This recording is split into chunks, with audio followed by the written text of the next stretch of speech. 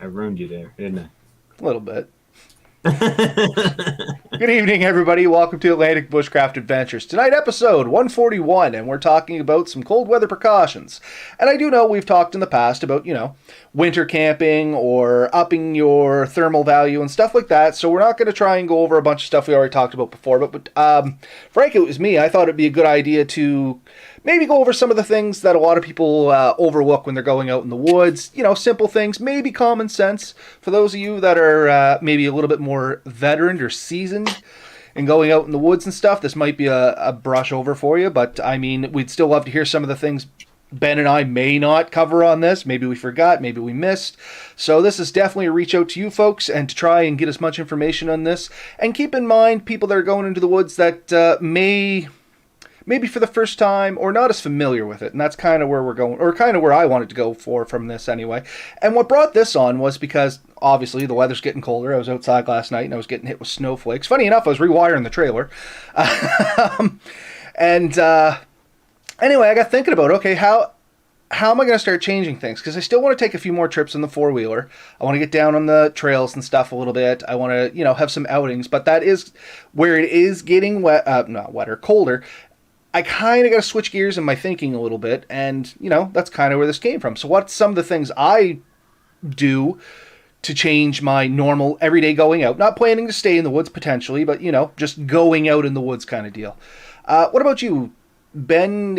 I know we just kind of brushed on this really quickly. Ben was he was on his own little adventure over the weekend, and he's free to chat as much or as little about that as he wants. But what's your thoughts on this topic, bud? Oh, wow, spot. No, yeah, it's a great topic, and the thing is, there is a fair bit to it, but precautions. If you don't take them, what is this? Ounce of prevention is a pound of cure. Yeah. Ounce of prevention's worth a pound of cure. And that's kind of, especially here in Atlantic Canada, it's real easy to get screwed up with cold weather. You know what I mean? Because we do have very extreme things, and we've mentioned this before in the podcast. You may wake up and it's like -10 out, and then in the afternoon it might be +10, +15. Like you're talking 20-degree weather swings sometimes more. I've seen more. Well, and I can tell you, like, even the trip I did this weekend, I mean, we woke up with strong, steady frost. I mean, there was ice on the water when we put canoes in at times. And then again, it got fairly warm during the day in the mid-teens, right? So when you're walking through the woods and you're pulling packs and boats and all that, you can get quite hot quite easy. But when you stop, you get real cold real quick. So the trick there is your layering, and we've talked about that before. Mm-hmm. But if you have the right layering, you can deal with that. But even that has its own challenges, because now all of a sudden you have layers of clothes that you have to deal with that you've taken off because you're hot. But you need to be kept accessible enough and dry and safe, so when you go to put them back on, they're still good.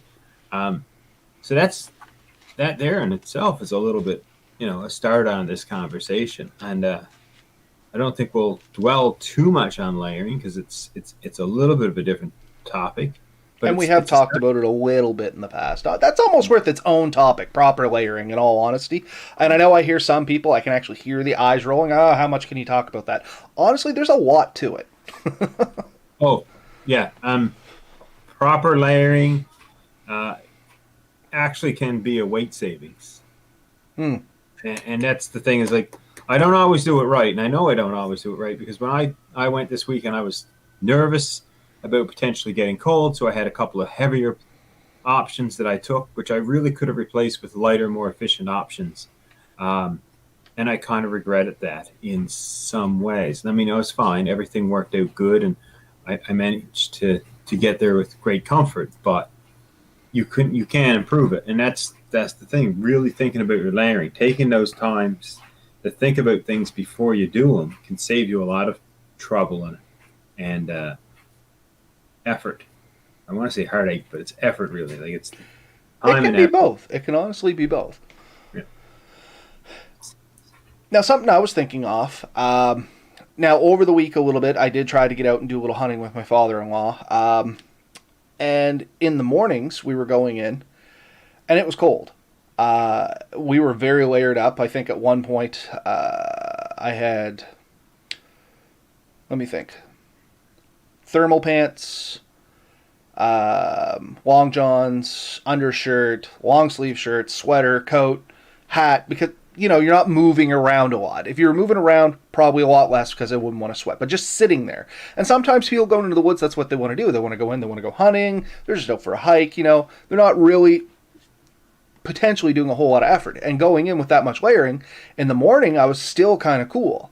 But then come the noon, I was starting to sweat. So that, once again, this all kind of works into the layering thing. But anyway, like you said, we're not going to beat a dead horse on the layering. I would love to have an entire topic just on layering. And if anybody's interested in that, please reach out to us to see if it is worthwhile to you folks. Because I feel like we do talk about cold weather camping and getting ready for cold and stuff like that. A significant amount, we do cover layering.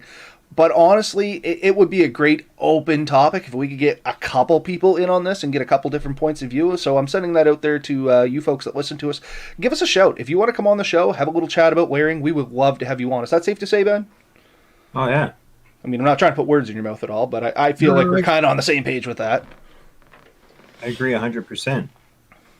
But yeah, so some simple things you can do while you're out in the woods. Not even out in the woods. If you're just out and about, some of these things are going to apply to you too. And one thing that I was thinking of, I was flipping back to some pictures of Mel and I. We had done some really cold weather bushcrafting once, and I think I've talked about this to you before, Ben, in that location around the train bridge. And it was minus 32 with the wind chill. It was peaking around minus 40, which is super cold. It was one of those freak Chinook winds or something that came in, and it just got real bitter. And maybe I'm using the wrong word there, but anyway, it was just kind of like a real freak cold front that blew in. And we had this trip planned. This was before we had Lily and stuff like that. And honestly, we're like, no, we're committing to this. This is our weekend. We want to go out. We want to practice some skills. And we found it was kind of a little bit of a surprise. And one of the main things that I want to chat about, which we talked about just before we came on the show, is we planned just to like sit on trees and stuff like that. We didn't bring any chair. Actually, I think we did bring a chair, but the bank we had to go down. We didn't want to bring them, blah, blah, blah. Anyway, we figured, okay, we'll just sit on a log. But the reality was, by the end of it, in that kind of cold weather, we had to put some sort of layering between us and anything that's solid and held the cold. Even though we were layered and stuff like that, sitting there, trying to get a fire going or huddling in next to the fire and stuff, it was taking heat out of us way faster than we were taking heat in with the fire, just sitting on the cold ground. Like, we've talked about it in the past. If you're sleeping, improving your sleep systems, you got to get something under you, because if you're sitting on something that's large and it's holding cold, it's a giant heat sink and it's going to pull that core temperature right out of you. And once it's gone, it's really hard to get it back. Oh, yeah. Yes, for sure. And it's where you have to kind of, what is it, the three types of heat loss are convection, conduction, radiation? Heat transfer. Not specifically heat loss, but heat transfer, yeah. Conduction, convection, and radiation. So if anybody doesn't know what those are, conduction, that should be easy enough. You're touching something. Convection, generally heat travels up, so the higher you are in a closed area, little bungalows and stuff, you're going to get more heat at the bottom, or on the opposite of that, cold air sinks. Radiation, that's the kind of heat that you're getting from your campfire. It's radiating towards you. I was going to say convection, you also want to think like a convection oven. It's where the air moving around is just stealing heat. Yeah, and good point on that too. Yeah. Radiation is the heat either that you're radiating away from your body. So that's where like the silver lining that reflects it back to you kind of helps. Like that's the radiating heat. And then conduction is when it's, object to object. So it's where you're touching those cold objects. And those three methods alone can steal all your heat really, really fast. So it's what you really got to and when your time is sitting on a cold object, it's going to keep stealing heat until it reaches the same temperature as you, or you reach the same temperature as it. Temperature always equalizes in what, like cold wants to move under hot, hot wants to move over above cold. It's going to balance out somewhere there. I actually had a picture for this one, if I can bring it up. And this, oh, no, that ain't it. That's the wrong one. Hold on. Here we go. Is that the right one? There we go. So this was actually kind of the setup we came to. I think, I can't remember what it was with the chairs. I think maybe I know we left them at the top of the hill, but maybe we tried sitting in them and the wind blowing over us because of that wind chill. Sitting in them was like impossible because you froze underneath and above. So we ended up opting sitting on the ground. And then of course, that that was cold or something along those lines. Anyway, it led us to doing this. We cut some fir boughs and put on the ground to add that layer of protection between, the cold ground and us. And then we tried to get in next to the fire, make some tea and stuff like that. And I mean, don't get me wrong. There's no snow, no nothing like that. This was before snow had stayed, but it was just that super freak cold time. Now, the date that Melissa posted this picture up, it's December 30th, 2014. But I believe it was, somewhere earlier in the month. It was just posted later. But I know it was 2014 and somewhere in December. But it was just a freak cold period. Anyway, long story short, get some thermal layering between you and sheltering in. If you're out walking in the woods, you're out hunting, something like that, it's really cold, you got to get somewhere to get that wind away from you. Even if it's a slight breeze, it's amazing how little air movement it takes to create a lot of heat loss. Like, if you're ever interested, type in Google wind chill chart or something like that, and I can't remember what it is, but it doesn't take a lot of curve on the wind speed to really push that wind chill right to the hilt. Oh, 100%. Agreed. And you notice it as soon as you walk into the woods. Like, as soon as you walk out of, like, a field or an open area, you notice what feels like a significant temperature change. But if you pull the thermometer out at that time, it's the same temperature. And you can feel it really quick. You know what I mean? So. No, 100%. So yeah. So one of the precautions right there, this is the topic to stop the wind. I mean, you mentioned something to sit on, like creating that, and that does a couple things. It's just any kind of break from the wind and anything to stop the air from moving around your body. So when you sit on those boughs, what you're doing is you're building a barrier between you and the cold ground, and preventing air from getting between you and the cold ground. So there's this trapped air that you can heat much easier than the ground. And that's how you stay so warm, right? Like, I know, getting back to the layering whole topic, that's why they recommend, if you need to layer up a little bit, if you have some newspaper, anything to create a little pocket of air around you to heat up. Yeah. But, I noticed you sent me a product there, Ben. Did you want to talk about that a little bit, or is that later in the show? We can bring it up. It's something that I've seen it for years. I never had one in my hands before. And Sean Hill from Old Bastard Outdoors, he had one this weekend when he was with us, and he pulled it out and he lit it. And it was really neat because he lit it at, say, 9 o'clock at night, just before we went to bed. It took a few minutes for the thing to warm up, but he pulled it out the next morning, and it was at least 12 hours later. And this thing was really warm. It was warm enough that it had to be in a little bag that came with it. And his was silver. I like this one because it's bright orange. I'm not going to lose it. But it was still quite warm. And he could actually feel the moment it went out. And it worked much better than I expected it to do. So it's a really neat little product. I was impressed by it. And I know they don't sell they sell for quite a bit at times. But it looks like you can pick one up for the $25 range, right? I think I've seen these at Canadian Tire and other big box stores as well. I believe. I've seen a Canadian Tire. I'm pretty sure I've seen them in Princess Auto, Walmart. This one's on Amazon. I would definitely suggest people look around. The things I was told when I looked at it is basically once you light it, it's lit. Oh, there's no putting it out kind of deal? Yeah, there's no snuffer or no easy option to shut it off.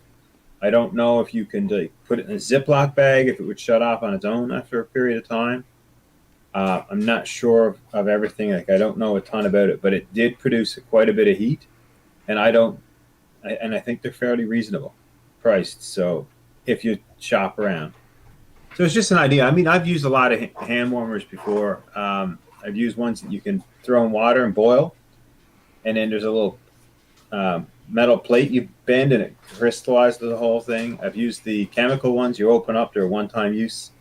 I've used ones that are battery powered, but then you have to charge them up. And when you're camping, do you have a ton of power to recharge them? And I get your point there. And each one of these has pros and cons.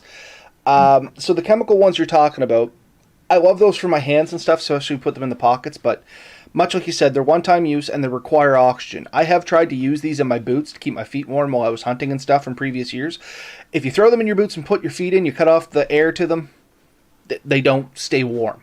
They just, they'll get warm for as long as they're in the air, and then a couple of minutes later they're gone.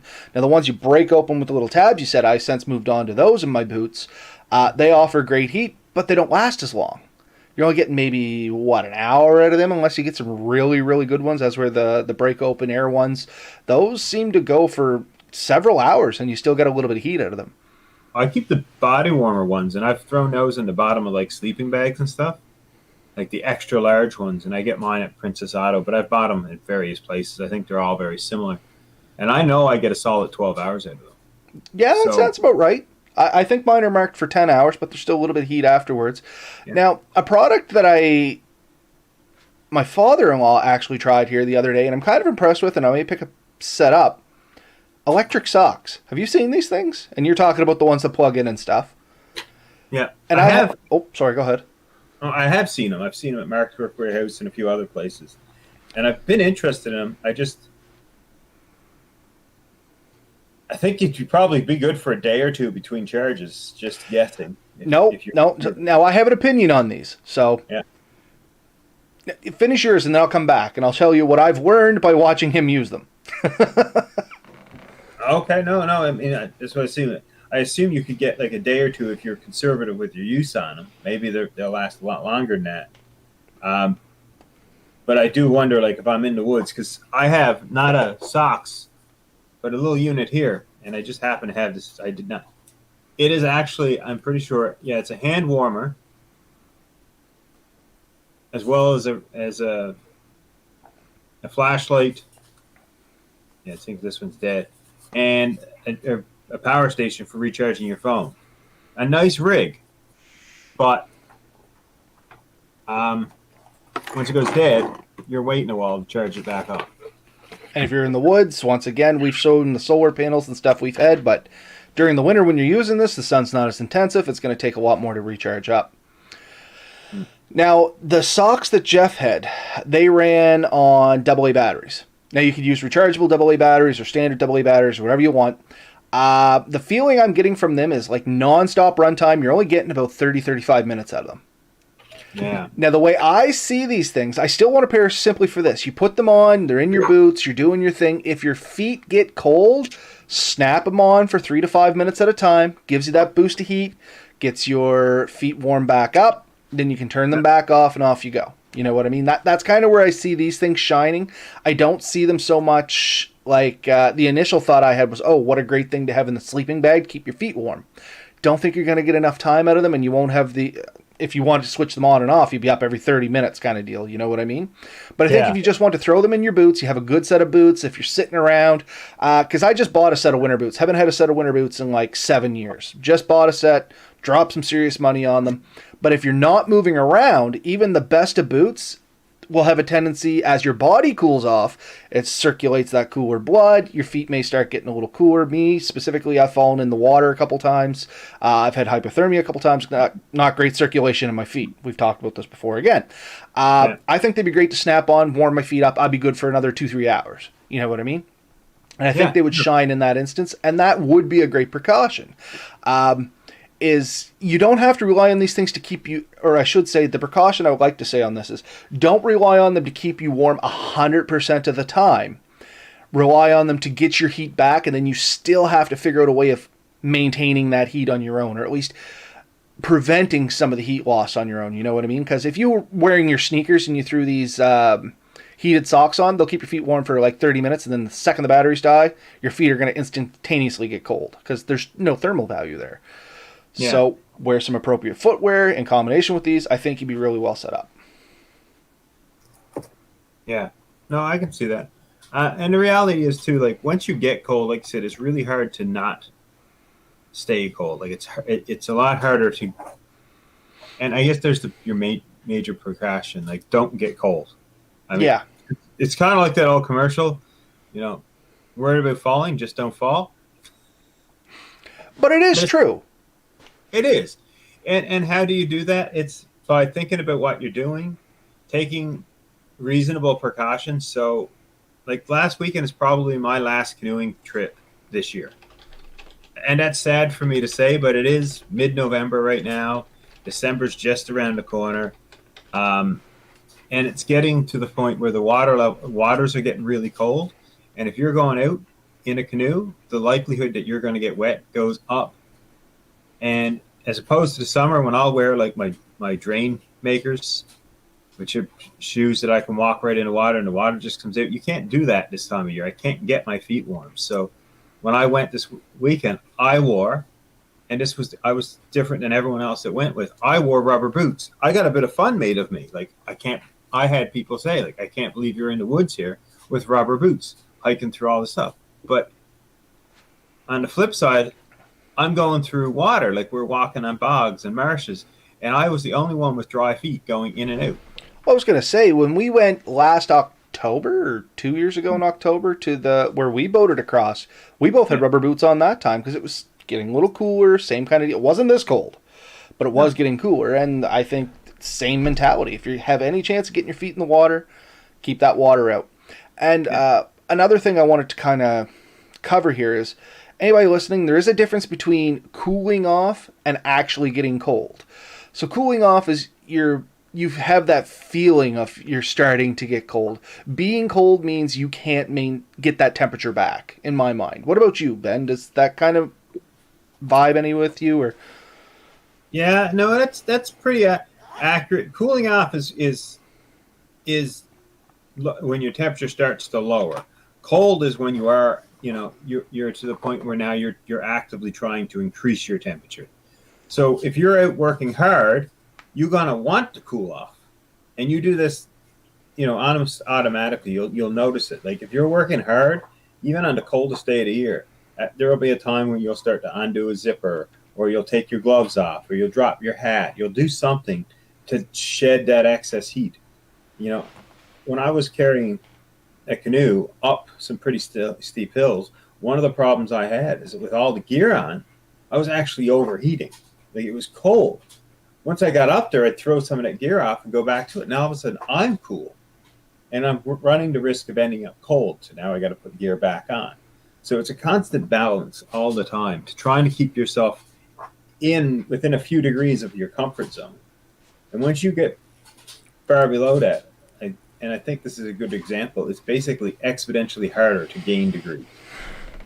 No, and I completely agree. And another thing people need to realize is it does not take a lot of a temperature variance, like core body temperature, up or down, to really cause you some grief. You know what I mean? Like dropping a full degree in body temperature, full degree Celsius, by the way, like that really screws you up. You know what I mean? Yeah. Oh, yeah.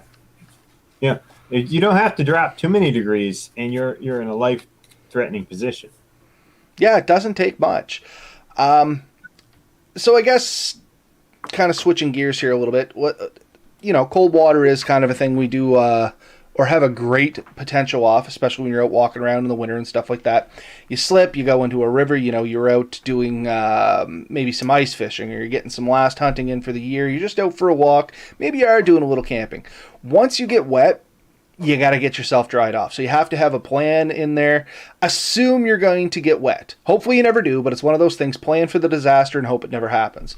So I, myself, like to carry some sort of waterproof footwear. You know what I mean? And I like to have a backup pair of socks and a good method of starting a fire. Because if you do get wet, you got to get the wet clothes off. You got to get warmed up. I know, sounds like a no-brainer. A lot of people will be like, oh, my foot got wet. I'll just walk myself out.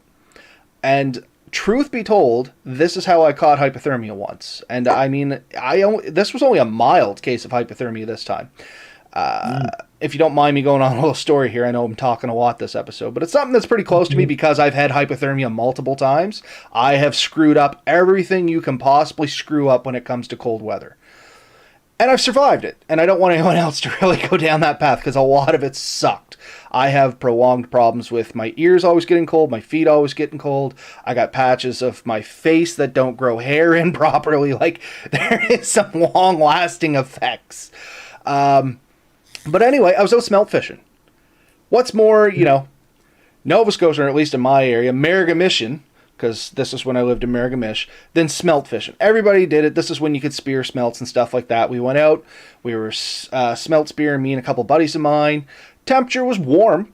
It wasn't cold. It was above freezing, but this led to the ice separating from the shoreline. The tide came in, and now there's like an 8-foot gap between the ice and the shoreline. And of course, being young and stupid, we're like, we can jump that. Problem is, the ice leading up to the water is unstable as well. So if you got right to the edge and jumped, you might be able to make it. Problem is, ice broke about 2 feet back. So splash, down we go into the water. And I'm only up to about, stomach level. I get out to the parking lot. We had walked in, and I was planning to walk back out, which honestly, in my instance, probably would have been the better idea. But I was walking out. I seen a fella. He had gotten wet into. He was just getting into his truck. I was like, dude, can you give me a ride home? He was heading in my direction. He's like, listen, the cab was packed full of crap. He doesn't matter. He's like, just hop on back and I'll run you up the road. I'm like, sounds great. This all in my teenage head sounded like a good idea. Now there's a bunch of things that went wrong here, and I can see you keep glancing up at me and smirking, so you know everything that's going wrong here. Number one, I was wet. I left the wet clothes on. I got in back of a vehicle. Now the vehicle is moving. It's got that wind chill blowing over me. I got cold really fast. And we're only talking, I drove less than 10 minutes. So from the time I hit the water until I got home, we're only talking maybe 25 minutes. You know what I mean? Because I went in the water, got cold, walked up. It was only a 5-minute walk. Talked to buddy, maybe 5 minutes. From the time I jumped on back the truck till I got home, maybe 10 minutes. So like I said, 20 minutes. By the time I got off the truck, I could no longer feel anything below my waist. I don't remember because I passed out when I got in the house, but apparently at the time I was living at home, my parents found my boots somewhere in the middle of the driveway. I walked out of them, didn't even know it. They found my pants closer to the house, completely walked to them, thought I was just getting, cold drunk. Yep, walked right out of my pants, and I passed out in the kitchen. Just opened the door, face planted, and that's where they found me. And like I said, that was not over a long course of time, but I really expedited the problem by getting that wind blasting over me. And granted, there might have been a little of this involved and a few other things that did not help my cause at the time. But yeah, it didn't take much. In my wildest dreams, I never would have assumed that would have, put me down. But that literally knocked me out. I don't remember much of it after that. Apparently they found me, they threw me in the shower, warmed me up probably a little quicker than they should have, which is another thing. If you are traveling with people and they do get to a spot where they really get cold, especially if they get wet, something like that, don't try and throw them right in a super warm environment and start feeding them hot liquids, because one, they can't tell if it's hot or not. Two, if you warm them up too fast, what happens is an aftershock drop in body temperature. And I'm not giving medical advice here, first of all. You know what I mean? This is just, I am telling you my experiences. So what happens when you get cold, as I'm sure everybody knows, your blood vessels constrict. So they want to take all the blood from your arms, legs, fingers, stuff like that, and try to pull it into the vital organs in your body, your heart, lungs, liver, brain, yada, yada, yada. Now you throw heat into the mix, all those blood vessels expand, and all that cold, partially frozen blood, maybe not partially frozen, but you know what I mean, really cold blood rushes to the core, drops your body temperature even faster. So there is a way to do it, and the way to do it is with medical professionals. So yeah, you're very right. Yes, and you know what you're talking about. There are a lot of risks, and one of them is actually that the cold blood can actually stop your heart. Yep. And that has happened. And the other one is ice crystals can actually move through your blood into the core and cause other issues. So you definitely want to be careful with that. They do it with in a hospital. If you bring them there, they're going to put, they'll surround you with hot water. They'll circulate the water. They'll bring the temperature up at a controlled rate, and they'll be monitoring you. And if there's problems, they can deal with it. We won't notice a lot of this stuff. The method that I have been told is oftentimes just use body heat, because that's a pretty safe one. So if you had somebody who is in that position, and I'm somewhat hesitant to say this because somebody could always take it wrong, but you get as much skin-to-skin contact with people that are, warm. You don't want to put them at risk. And, honestly, what you're looking for right now is the largest, warmest, cuddliest person you can find. And just or couple them and just get between them with that cold person and wrap them up in some blankets and bring them up that way. If you had to in the woods, you don't have any other options. That's what you're looking for. You know, you're looking for your most overweight buddy that you can find or friend and get them to cuddle with you because they can save your life, right? Oh no, and it's documented. People have done this, and I mean, Yeah. you know, the old movie cliche was literally you strip down naked and you both jump in the sleeping bag. First of Yeah. all, you don't got to strip down naked. You can have a little bit of modesty there, like you know what I mean. But Ben is completely right. As much close contact as you can get because your own body temperature is what their body temperature should be. Hopefully, won't lead to that aftershock drop. But still, I mean, it's in an emergency situation. Hopefully, the person hasn't gone to the point where that's really going to be an issue. It does take a little bit of time if you're not playing with a whole bunch of factors that really screw you up. Like I said, with me, I was wet. I was already kind of cold to begin with. A little, you know, thin the blood out. It was a lot of things going wrong. So we were talking about precautions. One of the precautions is to just keep dry clothes available. And someone said, well, is that always possible? Well, if you're going to spend time in the woods, if you're going to spend time away from a safe environment, it is. And it's as little as taking a small dry bag and having a full change of clothes in there. And it doesn't even have to be the warmest clothes you have. It just needs to be dry clothes. Because honestly, if me and you went out today for a hike for the day, you get 3-4 hours into the woods, and then one of us falls into a lake, the best option you got is to get all that wet clothes off as soon as possible, like ASAP. And then take a second to dry yourself off. Like, don't go putting this nice new dry clothes on a wet body. Take a second. It may be as little as just standing there and doing jumping jacks for a couple of seconds naked or underwear, whatever you want to say, and get some of that to dry out. And then throw that dry clothes on you. You're going to be way better off. There's the other thing. Do something. Don't stop. If you're that cold and you just stop moving, your body's not building much more heat. So you want to be doing something vigorous. You know, run in a spot, do jumping jacks, whatever it takes. Stay out of the wind. Don't try to lose more heat by being in a bad location. Get shelter, get cover, whatever you can. Get as dry as you can, as quick as you can, and build up that heat. If you do that quickly, you won't have a problem. Yes, it's going to suck for a couple of minutes, but then you'll be fine. If you stayed wet, went for a drive in the back of a pickup truck with the wind going over, you know, that's sucking the heat out of you fast, and it's going to take a while. You are probably pretty miserable for a day or two after that.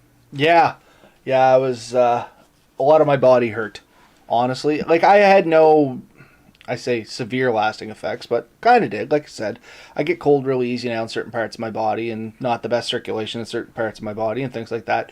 But it's not a pleasant experience freezing any part of your body. I've had severe frostbite once on my ears really bad prior to this, like to the point where they were frozen, you know what I mean? So and they bounce back, and if anybody has had something that's really cold and it starts thawing, like starts getting warm, you know, that pins and needles feeling, well, picture that times 100 over the course of several days. It is very uncomfortable. Oh yeah. I mean, you definitely want to avoid it, and to avoid it is take these precautions, you know. Have a way to warm yourself up. We showed hand warmers today. We've mentioned various types. Having clean, dry clothing you can put in. I mean, the warmer the better, obviously, but having at least a change of clothing available to you. If you're going with a group of people, you know, you don't even have to have necessarily a change for everyone, because not everyone is likely to fall in, but at least have a few changes of clothes within the group, so you have that option. If you went with a group of people and you didn't have full set of change of clothes, if everyone could loan a few pieces of clothing, like someone gives a jacket, someone gives an extra pair of pants or something, you may even be able to help them out that way, right? But find some way to get that wet clothes off and dry clothes on, and then you can start drying that clothes that was out. Getting a fire, getting some kind of heat going quickly. So having a way to start fire, produce heat, that's definitely going to help. What else? Well, something you said that I kind of want to loop back to, and only for a split second, was you said it doesn't even have to be the warmest clothes. I can tell you right now, on back of that truck, even if I had rode the truck home, yeah, a pair of jogging pants and a sweater would have been far better than soaked clothes. Oh, a million times better. And like that's the thing, right? Cold, wet. We always say, wet and cold is what you don't want. Like Exactly. that's a recipe for death. If you're not careful, wet and cold is as bad as it is. In the summer, you can be wet and you'll be fine. In the winter, you can get cold and be fairly fine. But if you get wet and cold, you're truly cold. Like, and it's that's the thing. Like, stay dry. So the preventative things, wear the dry clothing. We mentioned rubber boots. We didn't necessarily mention a rain suit, because if you're out this time of year, maybe it's going to snow, maybe it's going to rain, but it doesn't take long to end up very wet. Have a way to dry clothes if it does get wet. Like, we were out for 4 days. We happened to have access to a wood stove while we were in the woods. That was awesome. We were able to dry clothes. Everyone's boots at some point in time, even because I had sneakers, got wet. When I was portaging in and out, I stayed dry. But while we were going around camp, I didn't wear the boots all the time. I had shoes. And at one point, I did fall in. In fact, I fell, a bit embarrassed to say this, I went to get water.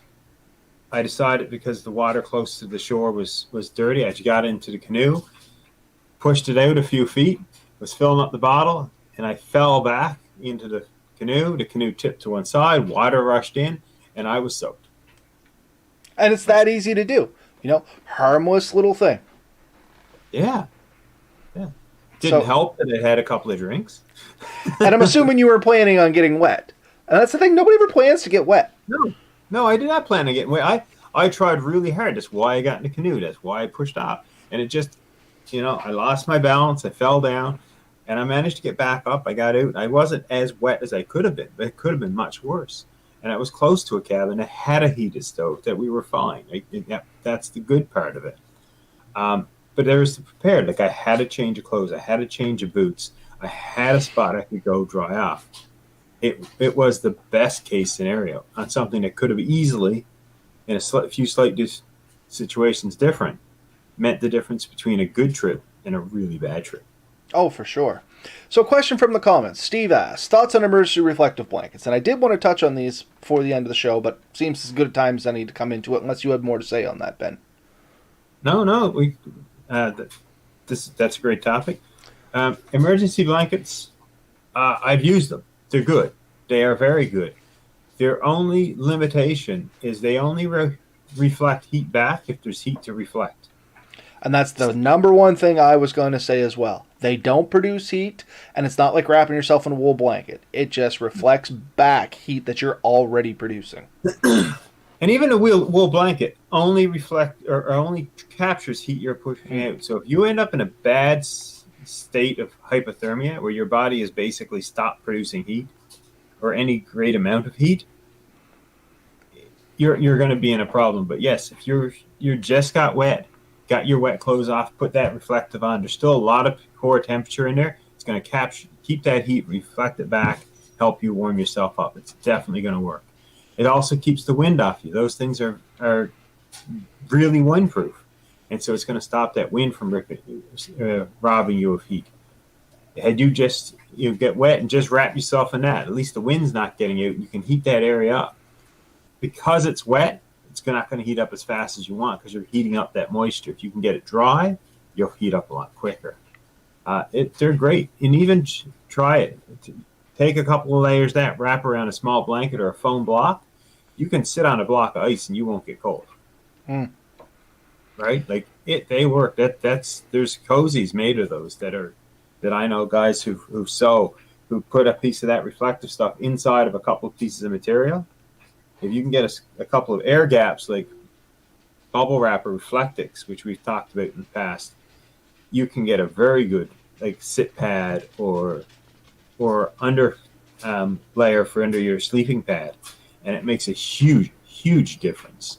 That reflectiveness adds, and an air gap on top of that, you have an awesome insulation value. And I would probably estimate, with an air gap and a couple of reflective blankets, it's easy to get like an R5-6.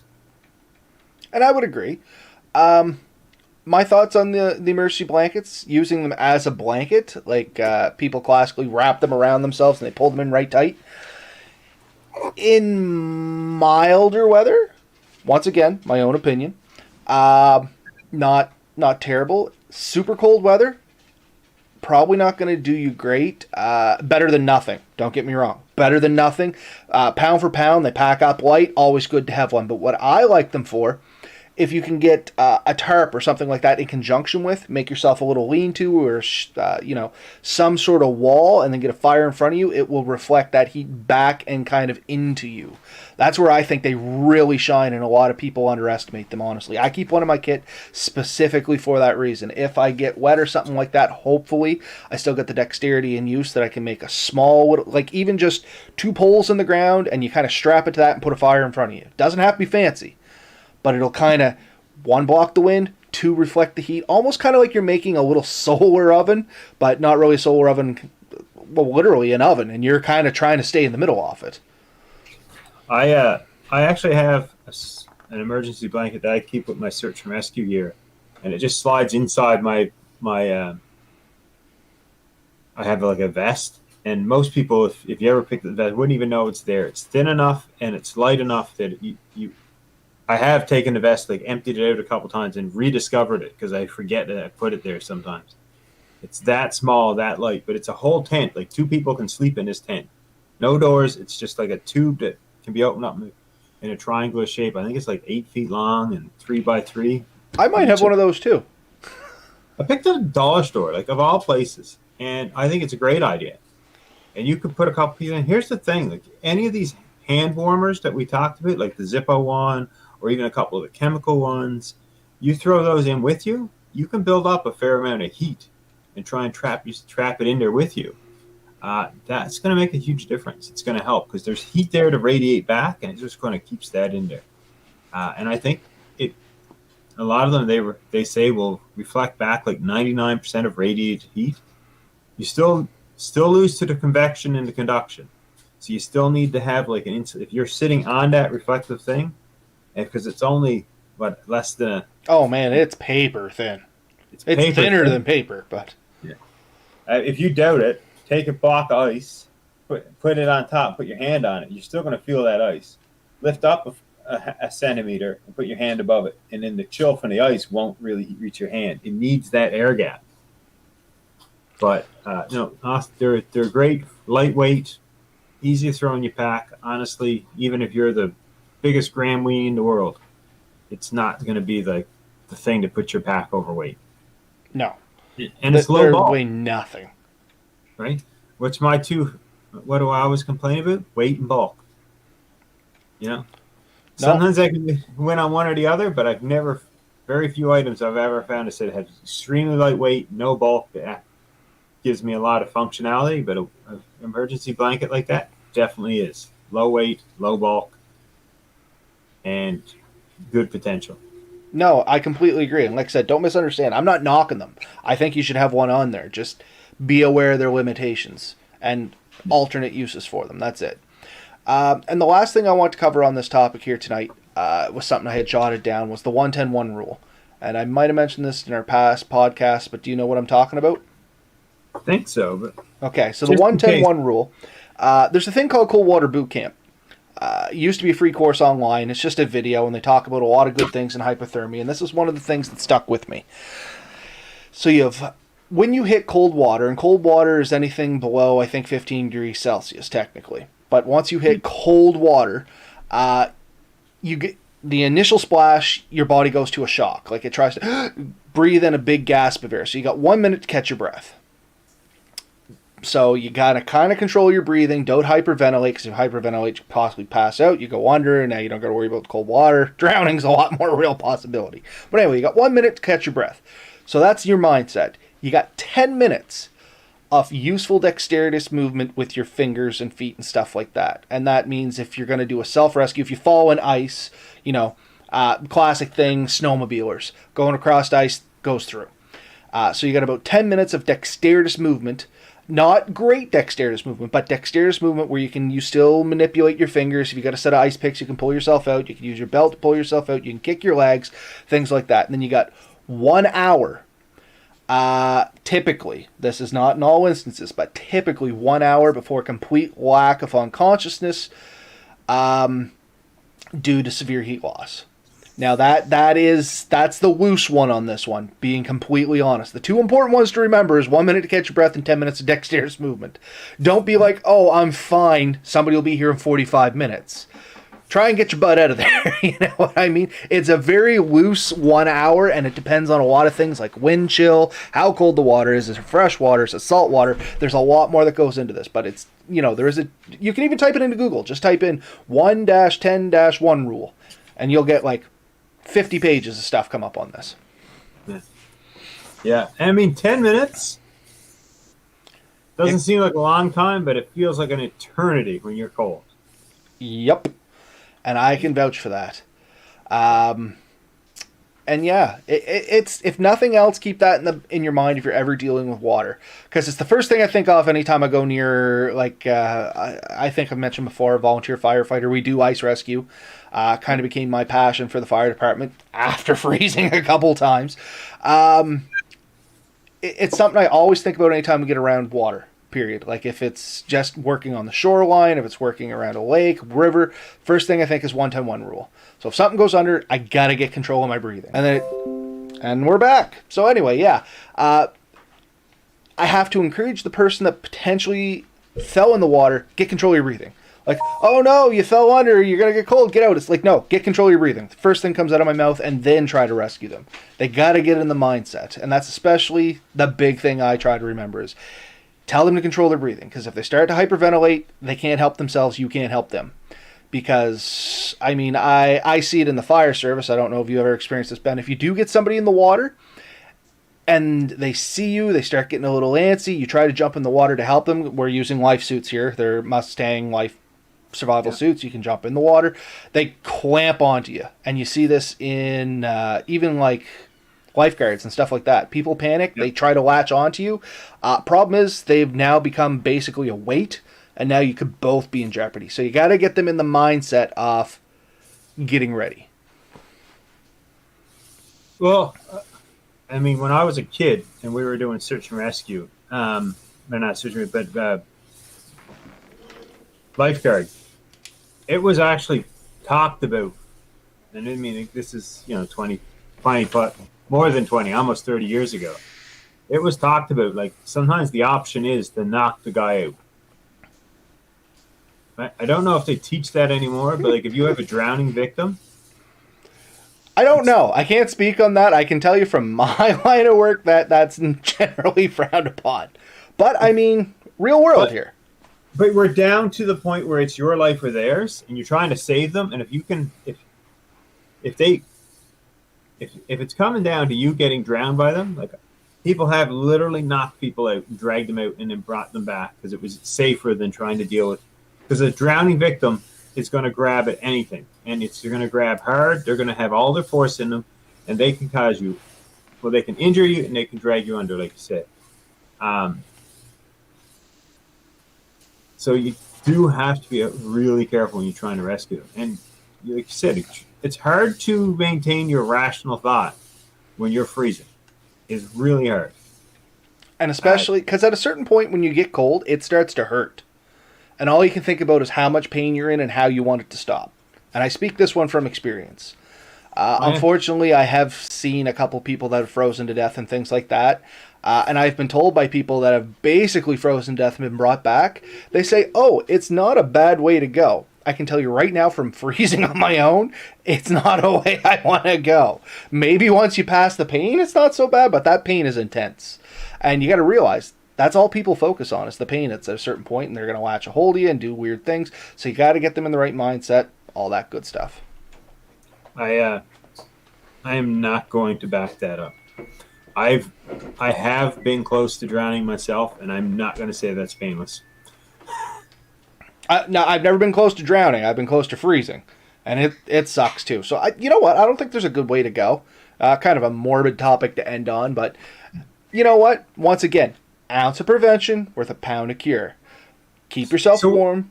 Plan not to get wet. Yeah. So if you summarize everything we said today, and we've talked for close to an hour, which is about our average, I'd like to think. Stay dry, right? take the time, or make sure you have a dry option if you do get wet. You know, have something that can help heat you back up. So hand warmers, sock warmers, electrical, we don't care what the method is, some way to heat you up. Fire, you need something to produce more heat. Keep dry clothes, and layers. Have clothing in layers that are going to help maintain temperature, because just as much as keeping yourself warm, you don't want to get yourself hot. Because if you get hot, you sweat, and then all of a sudden you have the other problem. And you can see it easy enough. You spend any time in the woods, this is a common one. You overdress because it's really cold in the morning. Now you're stuck with all this clothes. You have no way to shed any. By midday, inside clothes are literally soaked. And you see people, like I've watched people come in out from the cold, just hanging around town. They come in and they're just sweat stains under their clothes is dripping. And they were out in the cold. Well, I didn't get cold. Well, no, but had you stayed or stopped moving, all that moisture has to go somewhere. What it's going to do, your body's going to try to evaporate it. To do that, it's going to use up a ton of its energy, and you're going to be froze. If you're out for the night, there's hypothermia. Yeah, and you were warm. You were warm right up until you were cold, and then you had no way to come back from it because you soaked your clothes from your own sweat, your own time. So, layers. Be able to regulate your temperature throughout the day, because honestly, getting too hot is just as bad as getting too cold. In fact, it'll lead to the other. 100%. And the last thing I'm going to add in on top of this whole summary is something you love to say, Ben. Slow down. Take your time a little bit more. Things are slipperier. You don't always see what's under the snow. That ice may not be as safe as you think it is. Test things. Look around. Think a little bit more. Slow down. Yeah, you can often get places faster by going slower. And with less effort and a lot less damage. And I think you've seen me prove that at times. Oh, for sure. Taking a few minutes, thinking your thing through, all of a sudden you're where you want to go. I see people rush all the time in everything in life. They rush and they end up spending 2 to 3 times the time they should have taken to do it right the first time. Take your time, think about what you're doing. It's going to save you a ton of time in the future. And I guess, we're going to call a wrap there, I guess. Yeah. What was I about to say? Nope. Yep, I'm good. Let's call her a wrap for the night. I do know, like I said, this is a recap. A lot of it is quote-unquote common sense.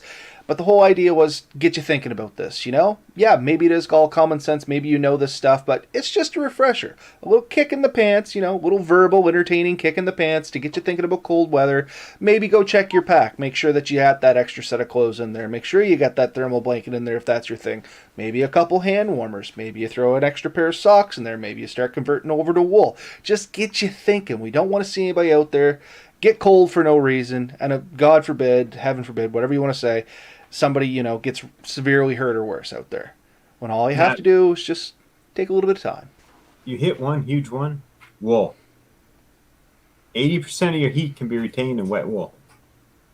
Yeah. Wool is definitely the outdoorsman's best friend. And I do know a lot of people say, oh, I don't like the feel of wool and stuff like that. I can guarantee you're going to like the feel of freezing to death a lot less. I mean, to be blunt about it.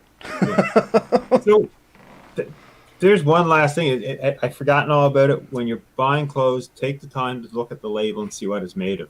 It makes a huge difference, Cotton oftentimes looks and feels very similar to wool in some of these knitted sweaters and stuff. And you're like, oh, it's a sweater. It's wool. No, it's not necessarily. Take a look. It's probably acrylic and cotton half the time.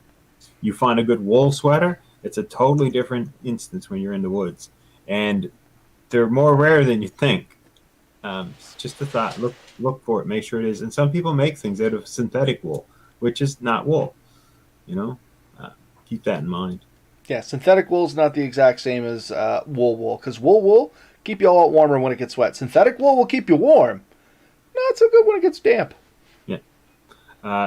The other products, down, but down when it gets wet loses all its insulation value. Well, not all, but a lot. The significant amount of it, right? Yeah, a lot. But so, anyway, just get thinking about it. Switch gears. Know the cold weather's coming, especially if you're in the Atlantic provinces here with us, and you get those really moody swings of temperature fluctuations. Anything else, Ben? No, that's it. Good to go. Get out there, have fun, enjoy yourself, take care. Night all. Night all.